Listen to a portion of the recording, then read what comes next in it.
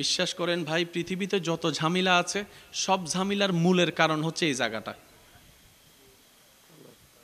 এই জায়গাটা সবার এটা আপনি ইন্টারনাল প্রবলেম বলেন, এক্সটার্নাল প্রবলেম বলেন, রাষ্ট্রীয় প্রবলেম বলেন, সামাজিকতার প্রবলেম বলেন, ভাই ভাইয়ের মধ্যে দ্বন্দ্ব বলেন, ভাই বোনের জামিলা বলেন, স্বামী স্ত্রীর জামিলা বলেন, সব জায়গার জামিলার মূল কারণ হচ্ছে এটা নষ্ট হয়ে যাওয়া।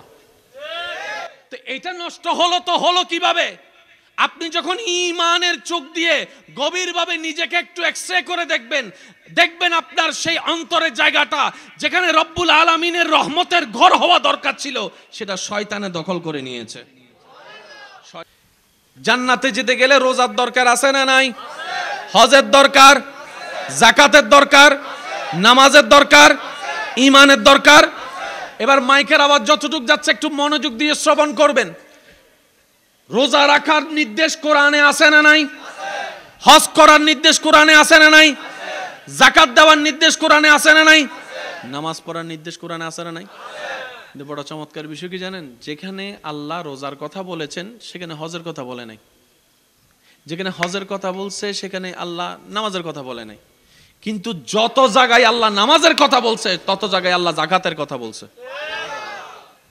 আমি মনে বুঝাতে ব্যর্থ হচ্ছে আপনাদেরকে। যত জায়গায় কোরআনে নামাজের কথা আল্লাহ আদেশ দিয়েছেন আকিমুস সালাত, সাথে সাথে আল্লাহ পাক বলেছেন ওয়াতুজ যাকাত। কখনো কি ভাবার প্রয়োজন মনে করেছি কিরে নামাজ আলাদা যাকাত আলাদা, কিন্তু রব দুটোটাকে সবসময়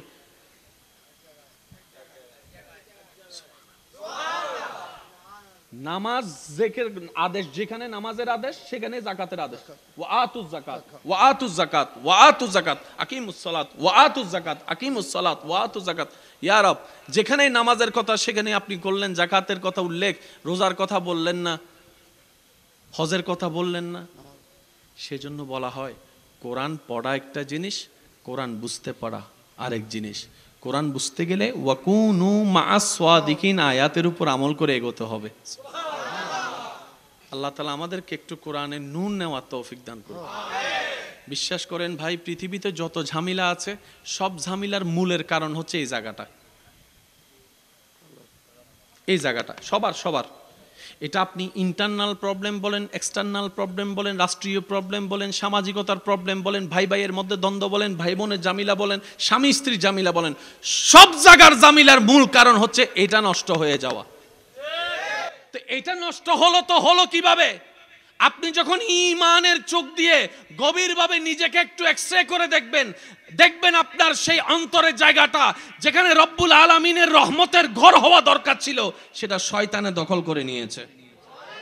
শয়তানে দখল করার কারণে আজকে আমাদের চোখ নষ্ট, আজকে আমাদের কথা নষ্ট, আজকে আমাদের ব্রেইন নষ্ট, আজকে আমাদের চিন্তা নষ্ট, আজকে আমাদের হাত নষ্ট, আজকে আমাদের পা নষ্ট। হয়ে গেলাম অভিশাপী। এই অভিশাপটা হয়ে গেলাম ঘরের জন্য অভিশাপ, স্বামী হয়ে স্ত্রীর জন্য অভিশাপ, স্ত্রী হয়ে স্বামীর জন্য অভিশাপ, এক কথায় দেখতে গেলে দেশের জন্য অভিশাপ হয়ে গেলাম। কারণ নষ্ট করে ফেলছি যে মেইন জায়গাটা আমরা কখনো খেয়াল করার প্রয়োজন মনে করি না।